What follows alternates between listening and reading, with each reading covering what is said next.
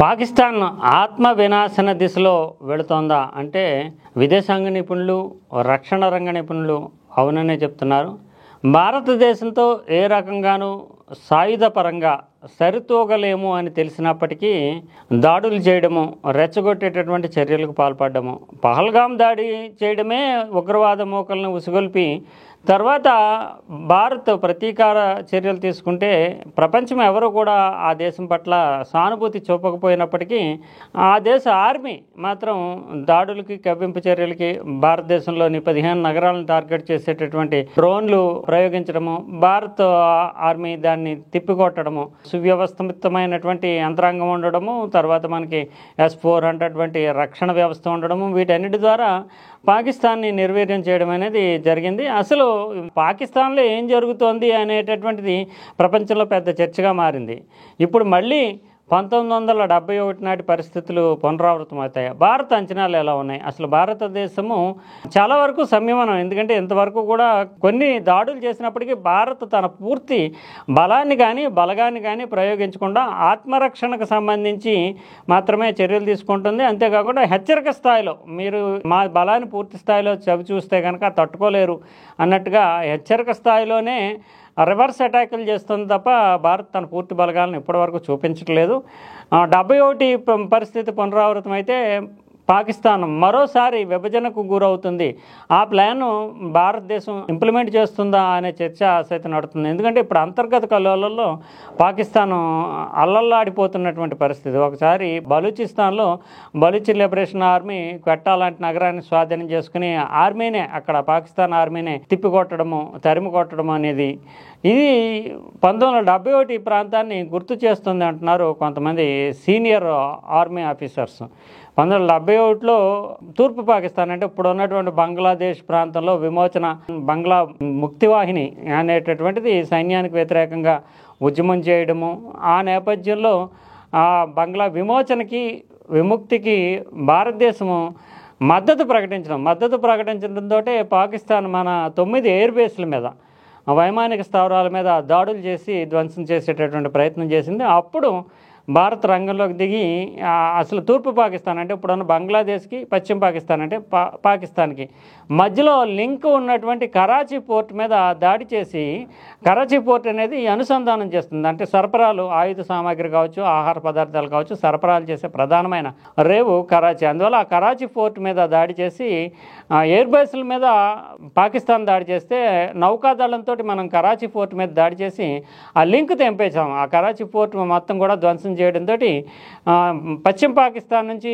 ఆయుధ సామాగ్రి, ఆహార పదార్థాలు తూర్పు పాకిస్తాన్కి వెళ్ళేటటువంటి వాతావరణం లేకుండా ఆ లింక్ కట్ చేయడంతో తూర్పు పాకిస్తాన్లో చిక్కుకుపోయినటువంటి సైనికులకి ఆహార సరఫరా కానీ ఆయుధ సరఫరా కానీ నిలిచిపోయింది. దాంతో భారత్ ఎప్పుడైతే ఎంటర్ అయిందో భారతదేశానికి 93,000 మంది లొంగిపోయారు. అలా ఇప్పుడు కూడా కరాచీ పోర్ట్ని టార్గెట్ చేస్తూ భారతదేశము పూర్తి స్థాయిలో పాకిస్తాన్ని నిర్వీర్యం చేసేటటువంటి అవకాశాలు ఉన్నాయి.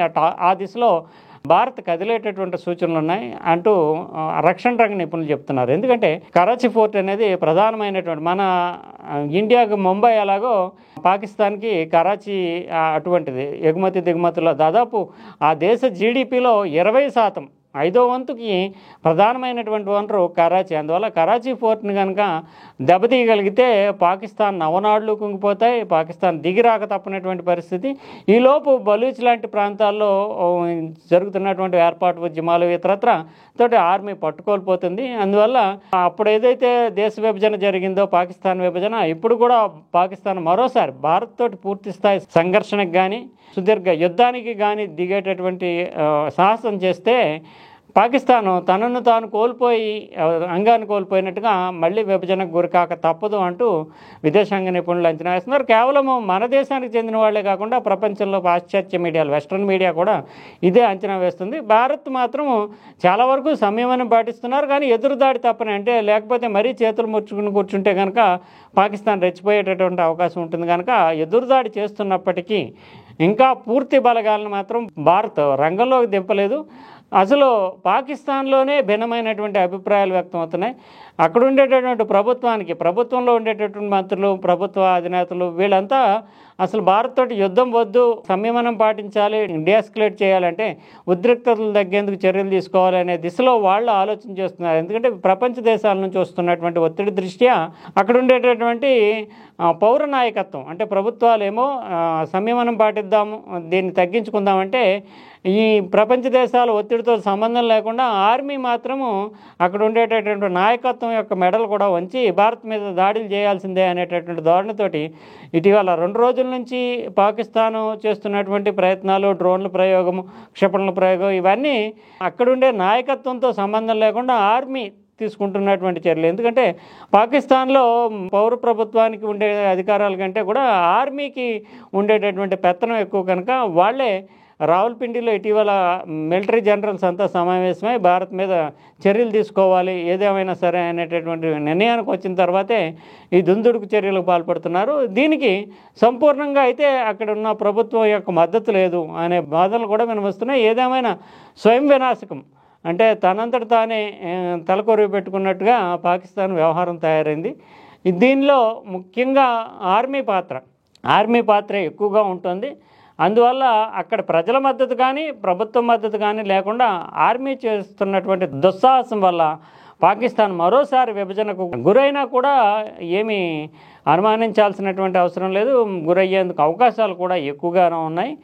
అదే దీని నుంచి బయటపడాలంటే కేవలం ఇప్పుడు ఉన్నటువంటి పరిస్థితుల్లో పాకిస్తాను తను తాను నియంత్రించుకోవడం ద్వారా మాత్రమే సాధ్యమవుతుంది. ఇంకా రెచ్చగొట్టే చర్యలు తీసుకుంటే కనుక 1971 పరిస్థితులను పునరావృతం చేయడానికి భారతదేశం ఇప్పటికే భారీ స్కెచ్ పెద్ద ప్లాన్ తోటే ముందుకు కదులుతుంది అంటూ రక్షణ రంగాన్ని అధ్యయనం చేసేటటువంటి నిపుణులు చెప్తున్నారు.